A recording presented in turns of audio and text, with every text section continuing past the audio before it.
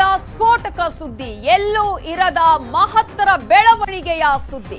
ರಾಜ್ಯದ ಗಮನ ಸೆಳೆದಿದೆ ಈ ಬೆಳವಣಿಗೆ. ದಿಢೀರ್ ಬೆಳವಣಿಗೆಯ ಪಿನ್ ಟು ಪಿನ್ ಡೀಟೇಲ್ಸ್ ಅನ್ನ ನಾವು ಕೊಡ್ತಾ ಇದ್ದೀವಿ. ರಾಜಕೀಯ ವಲಯದ ಸ್ಫೋಟಕ ಸುದ್ದಿಯನ್ನ ನಿಮ್ಮ ನ್ಯೂಸ್ 18 ಕನ್ನಡ ನಿಮ್ಮ ಮುಂದೆ ಇಡ್ತಾ ಇದೆ. ಹಾಗಾದ್ರೆ ಆ ಸ್ಫೋಟಕ ಬೆಳವಣಿಗೆ ಏನು? ಮಹತ್ತರವಾದ ಬೆಳವಣಿಗೆ ಆಗಿದ್ದಾದ್ರೂ ಏನು? ದಿಢೀರ್ ಬೆಳವಣಿಗೆ ನಡೆದಿದ್ದು ಯಾಕೆ? ಇದರ ಸಂಪೂರ್ಣವಾದ ಪಿನ್ ಟು ಪಿನ್ ಡೀಟೇಲ್ಸ್ ನಿಮ್ಗೆ ನ್ಯೂಸ್ 18 ಕನ್ನಡ ಕೊಡ್ತಾ ಇದೆ. ಸರ್ಕಾರ ಮತ್ತು ಪ್ರತಿಪಕ್ಷಗಳಿಗೂ ಕೂಡ ಟೆನ್ಷನ್ ಆಗಿರುವಂತಹ ಸುದ್ದಿ. ಕೇವಲ ಸರ್ಕಾರಕ್ಕೆ ಮಾತ್ರ ಅಲ್ಲ, ಇದು ಪ್ರತಿಪಕ್ಷಕ್ಕೂ ಕೂಡ ಈಗ ಟೆನ್ಷನ್ಗೆ ಕಾರಣ ಆಗಿದೆ. ರಾಜ್ಯದ ಗಮನ ಸೆಳೆದಿದೆ, ರಾಜಕೀಯದಲ್ಲಿ ಸಂಚಲನ ಸೃಷ್ಟಿಸಿದೆ, ಸ್ಫೋಟಕ ಬೆಳವಣಿಗೆ ನಡೆದಿದೆ. ಹಾಗಾದ್ರೆ ಏನಾಗಿದೆ, ಎಲ್ಲಿ ಏನಾಗ್ತಾ ಇದೆ ಅನ್ನುವ ಕಂಪ್ಲೀಟ್ ಡೀಟೇಲ್ಸ್ ಅನ್ನ ನಾವು ಕೊಡ್ತಾ ಇದ್ದೀವಿ. ನೀವೆಲ್ಲೋ ನೋಡಿರದಂತಹ ಈ ರಾಜಕೀಯ ಬೆಳವಣಿಗೆ ನಿಮ್ಮ ನ್ಯೂಸ್ 18 ಕನ್ನಡದಲ್ಲಿ.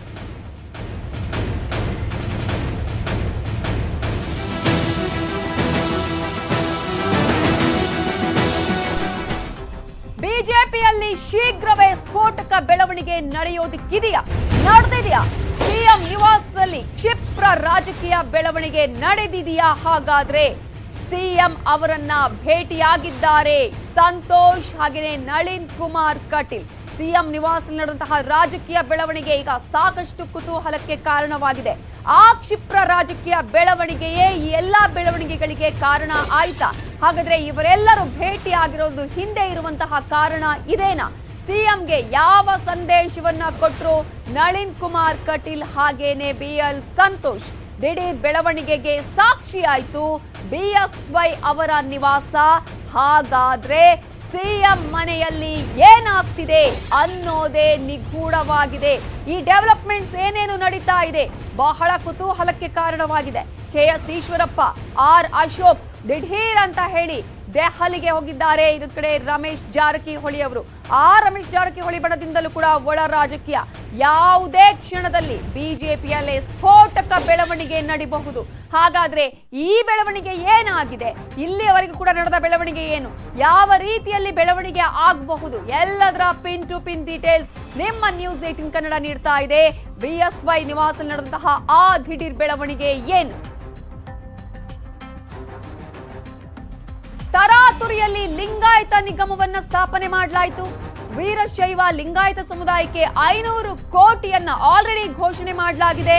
ಹಾಗಾದ್ರೆ ಯಾವ ನಿಗಮಕ್ಕೂ ನೀಡದಷ್ಟು ಅನುದಾನವನ್ನ ಘೋಷಣೆ ಮಾಡಿದ್ದು ಯಾಕೆ ಇಷ್ಟೊಂದು ತರಾತುರಿಯಲ್ಲೇ? ನಿಗಮ ಸ್ಥಾಪನೆ ಯಡಿಯೂರಪ್ಪರ ರಾಜಕೀಯ ತಂತ್ರವ ಅಥವಾ ಈ ಒಂದು ದಿಢೀರಾಗಿ ಸಮುದಾಯವನ್ನ ಓಲೈಕೆ ಮಾಡೋದ್ರ ಹಿಂದಿನ ನಡೆ ಏನು? ಏನ್ ಡೆವಲಪ್ಮೆಂಟ್ಸ್ ಆಗ್ತಾ ಇದೆ? ಇಷ್ಟೆಲ್ಲ ಬೆಳವಣಿಗೆಗಳು ಆಗ್ತಾ ಇರೋದ್ರ ಹಿಂದಿರುವ ಕಾರಣ ಏನು? ನಿಗಮ ಸ್ಥಾಪನೆ ಯಡಿಯೂರಪ್ಪ ಅವರ ರಾಜಕೀಯ ತಂತ್ರಗಾರಿಕೆ ಆದ್ರೆ ದಿಢೀರ್ ಅಂತ ಹೇಳಿ ಸಮುದಾಯದ ಓಲೈಕೆಯ ಹಿಂದೆ ಇರುವಂತಹ ಆ ಉದ್ದೇಶ ಏನು? ಆ ನಡೆ ಏನು? 500 ಕೋಟಿ ಅನುದಾನದ ಹಿಂದೆ ಸಿಎಂ ಅವರ ಸ್ಟ್ರಾಟಜಿ ಇರದೆ. ಹಾಗಾದ್ರೆ ಆ ಸ್ಟ್ರಾಟಜಿ ಏನು? ಹಾಗಾದ್ರೆ ಸಮುದಾಯ ಮತ್ತು ಸ್ವಾಮೀಜಿಗಳ ಓಲೈಕೆಯ ತಂತ್ರ, ಆ ರಣತಂತ್ರವನ್ನ ಹೆಣೆದಿದ್ದಾರೆ. ಒಂದು ವೇಳೆ ನಾಯಕತ್ವ ಬದಲಾವಣೆಯ ಸಂದರ್ಭ ಬಂದ್ರೆ 500 ಕೋಟಿ ಅನುದಾನದ ಕಾರಣಕ್ಕೆ ಬೆನ್ನಿಗೆ ನಿಲ್ಲುವಂತಹ ವಿಶ್ವಾಸವನ್ನ ಇಟ್ಟುಕೊಂಡಿದ್ದಾರೆ. ಬಿಜೆಪಿಯ ಅತಿ ದೊಡ್ಡ ಮತ ಬ್ಯಾಂಕ್ ಅಂದ್ರೆ ಅದು ವೀರಶೈವ ಲಿಂಗಾಯತ ಸಮುದಾಯ. ಅತಿ ದೊಡ್ಡ ಮತ ಬ್ಯಾಂಕ್ BSY ಬೆನ್ನಿಗೆ ನಿಲ್ಲಲು ಅನುದಾನವನ್ನ ಘೋಷಣೆ ಮಾಡಲಾಯಿತಾ? ಅನುದಾನ ಘೋಷಣೆಯ ಹಿಂದಿದೆ ಹಲವು ರಾಜಕೀಯ ಲೆಕ್ಕಾಚಾರಗಳು. ಹಾಗಾದ್ರೆ ಆ ಲೆಕ್ಕಾಚಾರಗಳು ಏನೇನು? ಬಹಳ ಕುತೂಹಲವನ್ನು ಕೆರಳಿಸ್ತಾ ಇರುವ ಆ ಡೆವಲಪ್ಮೆಂಟ್ಸ್ ಏನು? ಆ ರಾಜಕೀಯ ಕ್ಷಿಪ್ರ ಬೆಳವಣಿಗೆಗೆ ಕಾರಣ ಏನು? ಹಾಗಾದ್ರೆ ಆ ಕ್ಷಿಪ್ರ ಬೆಳವಣಿಗೆಯಾದ್ರೂ ಏನು? ಹೀಗೆ ಸಾಕಷ್ಟು ಅನುಮಾನಗಳ ನಡೆ ಕೂಡ ಈಗ ಇದೆ. ಹಾಗಾದ್ರೆ ಆ ಒಂದು ಅನುಮಾನಗಳು ಬರೋದಕ್ಕೆ ಕಾರಣ ಏನಾಗಿದೆ? ಈಗಾಗಲೇ ಅನುದಾನದ ಹಿಂದಿರುವಂತಹ ಆ ಒಂದು ಓಲೈಕೆಯ ರಾಜಕಾರಣ ಯಾಕೆ? ಏನು ಬೆಳವಣಿಗೆ ನಡೆದಿದೆ? ಸಾಕಷ್ಟು ಕುತೂಹಲಕ್ಕೆ ಕಾರಣ ಆಗಿದೆ. ಅನುದಾನವನ್ನ ಘೋಷಣೆ ಮಾಡಲಾಗಿದೆ ಆಲ್ರೆಡಿ. ಅದರಲ್ಲೂ ಕೂಡ ಮೊನ್ನೆಯಷ್ಟೇ ಈಗ ಈ ಒಂದು ವೀರಶೈವ ಲಿಂಗಾಯತ ಅಭಿವೃದ್ಧಿ ನಿಗಮವನ್ನು ಸ್ಥಾಪಿಸಲಾಯಿತು. ಆದ್ರೆ ತತ್ಕ್ಷಣದ ಮೇರೆಗೆನೆ ಆ ಜಾರಿಗೆ ಬರಬೇಕು ಅಂತ ಹೇಳಿ ನಿಗಮವನ್ನ ಸ್ಥಾಪನೆ ಮಾಡೋದ್ರ ಜೊತೆಗೆ 500 ಕೋಟಿ ಅನುದಾನವನ್ನ ಕೂಡ ಆಲ್ರೆಡಿ ಒದಗಿಸಲಾಗುವುದು ಅಂತ ಹೇಳಿ ಘೋಷಣೆಯನ್ನ ಮಾಡಲಾಗಿದೆ, ಅನುದಾನವನ್ನ ನೀಡಲಾಗಿದೆ. ಇದರ ಹಿಂದೆ ಸಾಕಷ್ಟು ರಾಜಕೀಯ ಲೆಕ್ಕಾಚಾರ ಇದೆ, ರಾಜಕೀಯ ತಂತ್ರಗಾರಿಕೆ ಇದೆ ಅನ್ನೋದು ಈಗ ರಾಜಕೀಯ ವಿಶ್ಲೇಷಣಕಾರರು ಹೇಳುವಂತಹ ಮಾತು.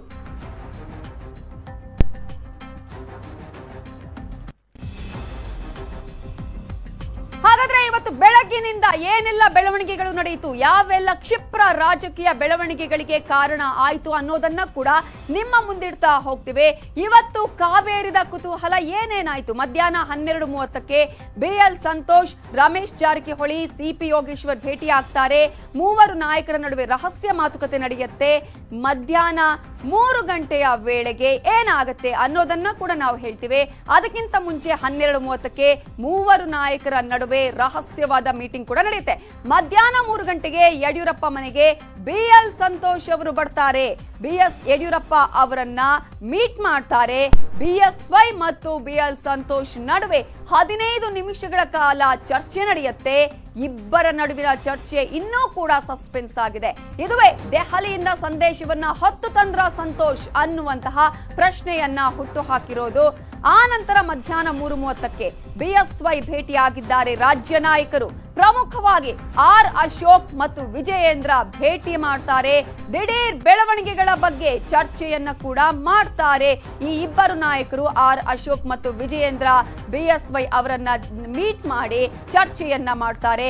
R ಅಶೋಕ್ ಮತ್ತು ವಿಜಯೇಂದ್ರ ಅವರ ಈ ಭೇಟಿ ಕೂಡ ಕುತೂಹಲಕ್ಕೆ ಕಾರಣ ಆಗುತ್ತೆ. ಆ ನಂತರ ಏನಾಯ್ತು? ಸಂಜೆ 4 ಗಂಟೆಗೆ ಬಿಜೆಪಿ ರಾಜ್ಯಾಧ್ಯಕ್ಷ ನಳಿನ್ ಕುಮಾರ್ ಕಟೀಲ್ ಅವರು CM BS ಯಡಿಯೂರಪ್ಪ ಅವರನ್ನ ಭೇಟಿ ಮಾಡ್ತಾರೆ. ಸುಮಾರು 35 ನಿಮಿಷಗಳ ಕಾಲ ಮಾತುಕತೆ ನಡೆಸುತ್ತಾರೆ. ಸಂಪುಟ ವಿಸ್ತರಣೆಯ ಬಗ್ಗೆ ಚರ್ಚೆ ಆಗಿದೆ ಈ ಸಂದರ್ಭದಲ್ಲಿ ಅನ್ನುವ ಮಾತುಗಳು ಕೇಳಿ ಬಂದಿದೆ. ಆದ್ರೆ ಗುಟ್ಟನ್ನ ಬಿಟ್ಟು ಕೊಟ್ಟಿಲ್ಲ ಇನ್ನೂ ಕೂಡ ನಾಯಕರು. BSY ಹಾಗೆ ನಳಿನ್ ಕುಮಾರ್ ಅವರ ನಡುವಿನ ಈ ಒಂದು ಚರ್ಚೆ ಏನಾಗಿದೆ ಅನ್ನೋದು. ಸಂಜೆ 4:30ಕ್ಕೆ ನಾಯಕರ ಭೇಟಿಯ ಬೆನ್ನಲ್ಲೇ ಮಹತ್ವದ ತೀರ್ಮಾನ ಆಗುತ್ತೆ. ಅದುವೇ ವೀರಶೈವ ಲಿಂಗಾಯತ ನಿಗಮಕ್ಕೆ 500 ಕೋಟಿಯನ್ನ ಘೋಷಣೆ ಮಾಡಿರುವಂತಹ, ಅನುದಾನವನ್ನ ನೀಡಿರುವಂತಹ ಒಂದು ಆದೇಶ ಬರುತ್ತೆ. ಸಮುದಾಯದ ಓಲೈಕೆಗೆ ನಿಲ್ತಾರೆ CM BSY. ಇಮಿಡಿಯೇಟ್ ಆಗಿ ಅನುದಾನವನ್ನ ಘೋಷಣೆ ಮಾಡಲಾಗಿದೆ. ಹಾಗಾದ್ರೆ ಇಷ್ಟೆಲ್ಲ ಬೆಳವಣಿಗೆಗಳ ಮಧ್ಯೆ ಏನಾಯ್ತು ಅನ್ನೋದೇ ಕುತೂಹಲಕ್ಕೆ ಕಾರಣ ಆಗಿರೋದು. ಆ ಸ್ಫೋಟಕ ಬೆಳವಣಿಗೆ ಏನು, ಬಿಜೆಪಿಯ ಬಿಗ್ ಸೀಕ್ರೆಟ್ ಏನು ಅಂತ ನೋಡ್ತಾ ಹೋಗೋದಾದ್ರೆ ಬಿಜೆಪಿಯಲ್ಲಿ ಕೇಳಿ ಬರ್ತಾ ಇದೆ ಬದಲಾವಣೆಯ ಮಾತು. ಅದುವೇ ಸಸ್ಪೆನ್ಸ್ ಆಗಿ ಉಳಿದಿರೋದು. ಸಸ್ಪೆನ್ಸ್ ಆಗಿ ಉಳಿದಿದೆ ಸಂಪುಟ ವಿಸ್ತರಣೆಯ ಸರ್ಕಸ್. ಬಿಹಾರ ಚುನಾವಣೆ ಮುಗಿದ ಮೇಲೂ ಕೂಡ ಸಂಪುಟ ವಿಸ್ತರಣೆ ಆಗ್ತಾ ಇಲ್ಲ. 5 ಬಾರಿ ದಿಲ್ಲಿಗೆ ಹೋಗಿದ್ದಂತಹ BSY ಬರಿಗೈಯಲ್ಲೇ ವಾಪಸ್ ಆಗಿದ್ದಾರೆ. ದೆಹಲಿಯಲ್ಲಿ ರಮೇಶ್ ಜಾರಕಿಹೊಳಿ, ಸಂತೋಷ್ ಅವರನ್ನ ಭೇಟಿ ಮಾಡ್ತಾರೆ. ಮಂತ್ರಿ ಆಕಾಂಕ್ಷಿಗಳೆಲ್ಲರಿಂದಲೂ ಕೂಡ RSSನ ಮೊರೆ ಹೋಗುವ ಘಟನೆಗಳು ನಡೆಯುತ್ತೆ. ಯಡಿಯೂರಪ್ಪ ಕುಮಾರಸ್ವಾಮಿ ಭೇಟಿಯಿಂದಲೂ ಅನೇಕ ಗುಮಾನಿಗಳು ಹುಟ್ಟಿಕೊಳ್ಳುತ್ತೆ. ಒಳಗೊಳಗೆ ನಡೀತಾ ಇದೆ ಪಾಲಿಟಿಕ್ಸ್. ಎಲ್ಲವೂ ಕೂಡ ಸಸ್ಪೆನ್ಸ್ ಆಗಿದೆ ಅನ್ನೋದನ್ನ ನಾವು ಗಮನಿಸಬೇಕಾಗುತ್ತೆ. ದೆಹಲಿಯಲ್ಲಿ ಒಂದಷ್ಟು ಬೆಳವಣಿಗೆಗಳು ನಡೆದರೆ ಇನ್ನೊಂದು ಕಡೆ ಬೆಂಗಳೂರಲ್ಲಿ ಇವತ್ತಂತೂ ರಾಜಕೀಯ ಬೆಳವಣಿಗೆಗಳಿಗೆ ಕಾರಣ ಆಗಿದೆ.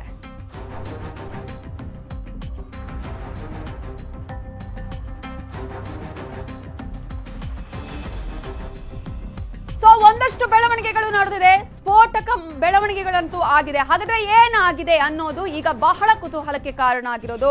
ಈ ಎಲ್ಲ ಬೆಳವಣಿಗೆಗಳ ಬಗ್ಗೆ ಮಾತನಾಡೋದಕ್ಕೆ ನಮ್ಮ ಜೊತೆ ಈಗ ಪೊಲಿಟಿಕಲ್ ಬ್ಯೂರೋ ಮುಖ್ಯಸ್ಥರಾಗಿರುವ ಚಿದಾನಂದ ಪಟೇಲ್ ನೇರ ಸಂಪರ್ಕದಲ್ಲಿದ್ದಾರೆ. ಹಾಗೆಯೇ ದೆಹಲಿಯ ಪ್ರತಿನಿಧಿ ಆಗಿರುವಂತಹ ಧರಣೇಶ್ ಕೂಡ ನಮ್ಮ ಜೊತೆ ನೇರ ಸಂಪರ್ಕದಲ್ಲಿದ್ದಾರೆ.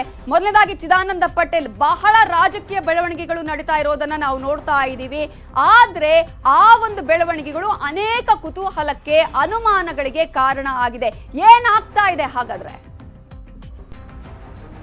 ನವಿತಾ ಜೈನ್, ಇವತ್ತು ಬಿಜೆಪಿಯ ರಾಷ್ಟ್ರೀಯ ಸಂಘಟನಾ ಪ್ರಧಾನ ಕಾರ್ಯದರ್ಶಿ BL ಸಂತೋಷ್ ರವರು ಖಾಸಗಿ ಹೋಟೆಲ್ನಲ್ಲಿ ಇವತ್ತು ರಾಜ್ಯದ ಪ್ರಮುಖ ಪದಾಧಿಕಾರಿಗಳ ಸಭೆಯನ್ನು ನಡೆಸಿದರು.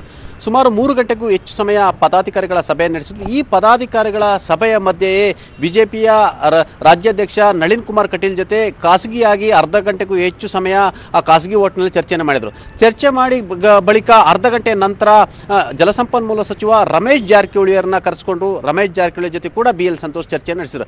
ಅದಾದ ಬಳಿಕ MLC ಆಗಿರ್ತಕ್ಕಂಥ CP ಯೋಗೇಶ್ವರ್ ಕೂಡ ಬಂದರು. ಯೋಗೇಶ್ವರ್ ಜೊತೆ ಕೂಡ BL ಸಂತೋಷ್ ಚರ್ಚೆಯನ್ನು ನಡೆಸಿದರು.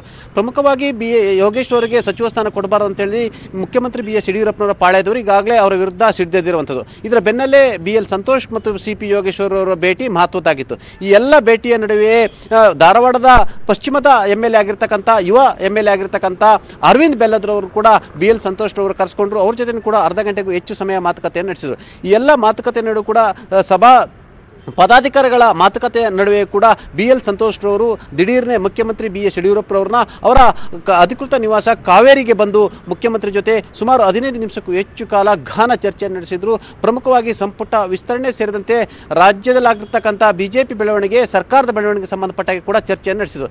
ಈ ಚರ್ಚೆಯ ಬಳಿಕ ಮತ್ತೆ ಬಿಜೆಪಿಯ ರಾಜ್ಯಾಧ್ಯಕ್ಷರಾಗಿರ್ತಕ್ಕಂಥ ನಳಿನ್ ಕುಮಾರ್ ಕಟೀಲ್ ಕೂಡ ಮುಖ್ಯಮಂತ್ರಿಗಳನ್ನ ಭೇಟಿ ಮಾಡಿದ್ರು. ಸುಮಾರು 35 ನಿಮಿಷಕ್ಕೂ ಹೆಚ್ಚು ಸಮಯ ಮಾತುಕತೆ ನಡೆಸಿದ್ರು. ಮಾತುಕತೆ ಸಂದರ್ಭದಲ್ಲೂ ಕೂಡ ಸಂಪುಟ ವಿಸ್ತರಣೆ ಸೇರಿದಂತೆ ಅನೇಕ ರಾಜಕೀಯ ಬೆಳವಣಿಗೆ ಕೂಡ ಚರ್ಚೆ ನಡೆಸಿದರು. ಇವತ್ತಿನ ಪ್ರಮುಖ ರಾಜ್ಯ ಪದಾಧಿಕಾರಿಗಳ ಸಭೆಯಲ್ಲಿ ಮುಖ್ಯಮಂತ್ರಿ ಪುತ್ರ ಹಾಗೂ ಬಿಜೆಪಿಯ ರಾಜ್ಯ ಉಪಾಧ್ಯಕ್ಷ ಆಗಿರ್ತಕ್ಕಂಥ BY ವಿಜೇಂದ್ರ ಅವರು ಕೂಡ ಇದ್ರು.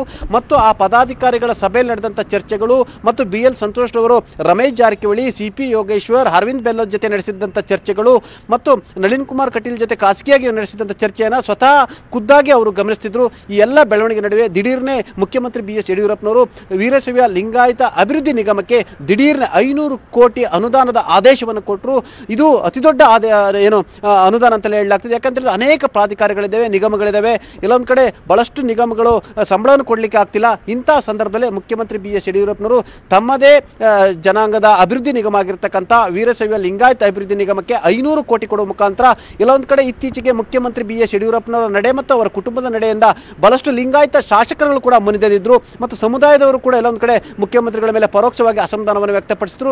ಈ ಎಲ್ಲ ಬೆನ್ನಲ್ಲೇ ಮುಖ್ಯಮಂತ್ರಿ BS ಯಡಿಯೂರಪ್ಪನವರು ತಮ್ಮ ವೀರಶೈವ ಲಿಂಗಾಯತ ಅಂದ್ರೆ ಕರ್ನಾಟಕ ಬಿಜೆಪಿ ಅತಿ ದೊಡ್ಡ ಮತ ಬ್ಯಾಂಕ್ ಆಗಿರ್ತಕ್ಕಂಥ ವೀರಶೈವ ಲಿಂಗಾಯತ ಮತದಾರರನ್ನ ಎಲ್ಲ ಒಂದು ಕಡೆ ಮುಖ್ಯಮಂತ್ರಿ BS ಯಡಿಯೂರಪ್ಪನ ಓಲೈಕೆ ಮಾಡಲಿಕ್ಕೆ, ಸಮುದಾಯ ಮತ್ತು ಸ್ವಾಮೀಜಿಗಳನ್ನ ಓಲೈಕೆ ಮಾಡಿಕೊಳ್ಳಲಿಕ್ಕೆ ಮತ್ತು ಸಮುದಾಯದ ಶಾಸಕರನ್ನು ಕೂಡ ಓಲೈಕೆ ಮಾಡಿಕೊಳ್ಳಲು ಮುಖ್ಯಮಂತ್ರಿ BS ಯಡಿಯೂರಪ್ಪನವರು ಈ ಒಂದು ಅತಿದೊಡ್ಡ 500 ಕೋಟಿ ಅನುದಾನವನ್ನ ದಿಢೀರ್ನೆ ಘೋಷಣೆ ಮಾಡಿರುವಂಥದ್ದು ಕೂಡ ಈ ಎಲ್ಲ ಇಡೀ ದಿನದ ಬೆಳವಣಿಗೆಗೆ ಎಲ್ಲ ಒಂದು ಕಡೆ ಇದು ಒಂದು ಕಡೆ ಪರೋಕ್ಷ ಸಂದೇಶವನ್ನು ರವಾನೆ ಮಾಡುವಂತಿತ್ತು.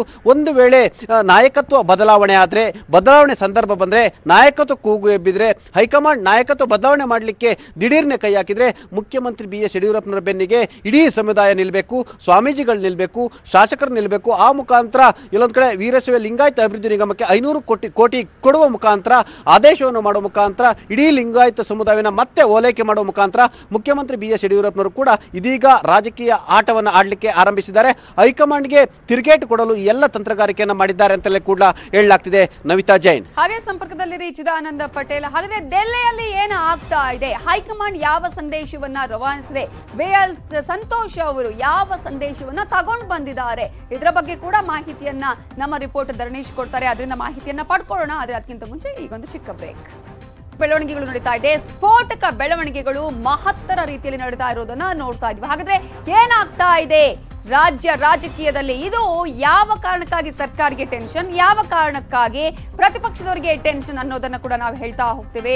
ಒಟ್ಟಾರೆ ಇವತ್ತು ಒಂದಷ್ಟು ಬೆಳವಣಿಗೆಗಳು CM ನಿವಾಸದಲ್ಲಿ ಕೂಡ ನಡೆದಿರೋದನ್ನ ನಾವು ನೋಡಿದ್ವಿ. ಹಾಗಾದ್ರೆ ದೆಹಲಿ ಮಟ್ಟದಲ್ಲಿ ಯಾವ ರೀತಿಯ ಬೆಳವಣಿಗೆಗಳು ಆಗ್ತಾ ಇದೆ? ಹೈಕಮಾಂಡ್ ಕೊಟ್ಟ ಸಂದೇಶ ಏನು? BL ಸಂತೋಷ್ ಅವರು ಯಾವ ಸಂದೇಶವನ್ನ ತಗೊಂಡು ಬಂದಿದ್ದಾರೆ? ಇದರ ಬಗ್ಗೆ ಡೀಟೇಲ್ಸ್ ಕೊಡೋದಕ್ಕೆ ನಮ್ಮ ದೆಹಲಿ ರಿಪೋರ್ಟರ್ ಆಗಿರುವಂತಹ ಧರಣೇಶ್ ಈಗ ನೇರ ಸಂಪರ್ಕದಲ್ಲಿದ್ದಾರೆ. ಧರಣೇಶ್, ಈಗಾಗಲೇ ಅನೇಕ ಬೆಳವಣಿಗೆಗಳಾಗಿರೋದನ್ನ ಕೆಲವು ದಿನಗಳಿಂದಲೂ ಕೂಡ ನಾವು ನೋಡ್ತಾ ಇದೀವಿ. ದೆಹಲಿ ಮಟ್ಟದಲ್ಲಿ ನೀವು ನೋಡ್ತಾ ಇದ್ರೆ ಏನೇನು ಆಗ್ತಾ ಇದೆ ಅಂತ ಹೇಳಿ ಕರ್ನಾಟಕದ ವಿಚಾರಕ್ಕೆ ಸಂಬಂಧಪಟ್ಟ ಹಾಗೆ ಸದ್ಯಕ್ಕೆ ಈಗ ಯಾವ ರೀತಿಯ ಬೆಳವಣಿಗೆಗಳು ಅಲ್ಲಿ ನಡೀತಾ ಇದೆ? ಹೈಕಮಾಂಡ್ ಏನ್ ಸಂದೇಶ ಕೊಟ್ಟಿದೆ ಅಂತ ಅನ್ಸುತ್ತೆ?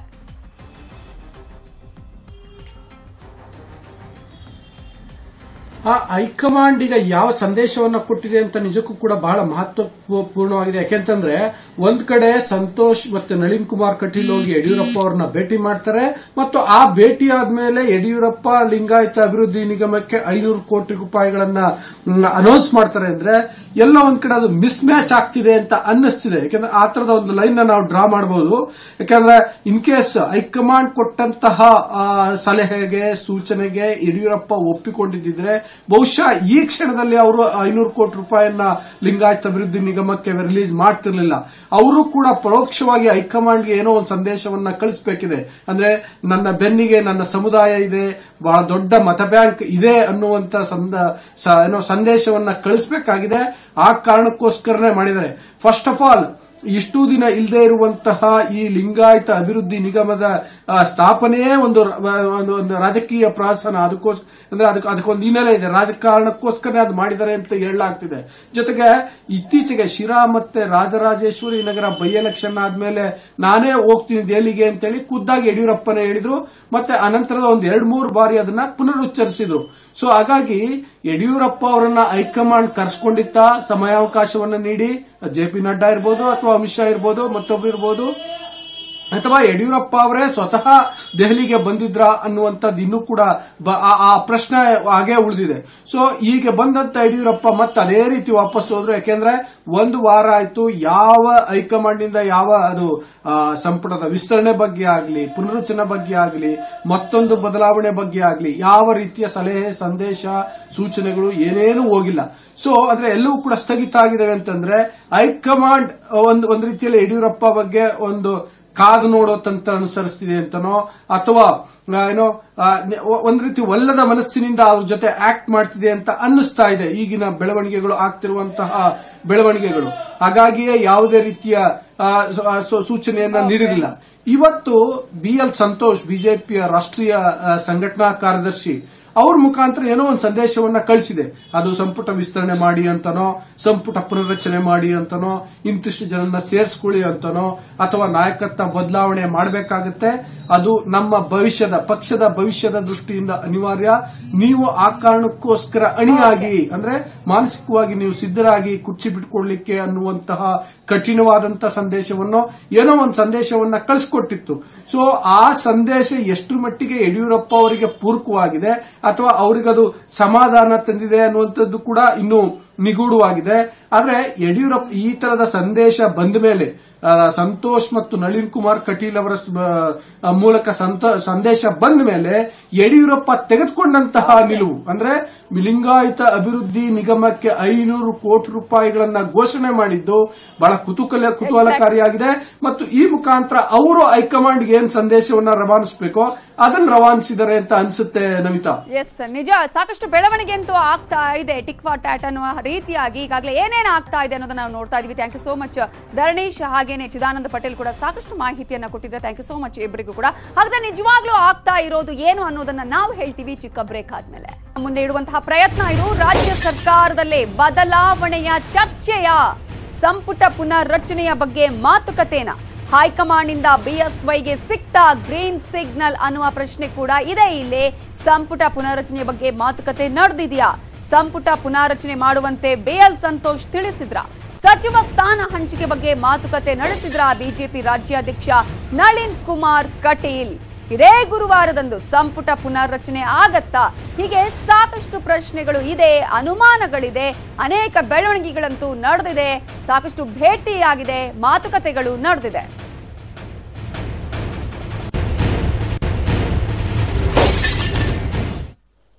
ಪ್ರಮುಖ ಸುದ್ದಿ ನೋಡ್ತಾ ಇರಿ ನ್ಯೂಸ್ 18 ಕನ್ನಡ, ಜಾಲ ನಮ್ಮದು, ಬಲ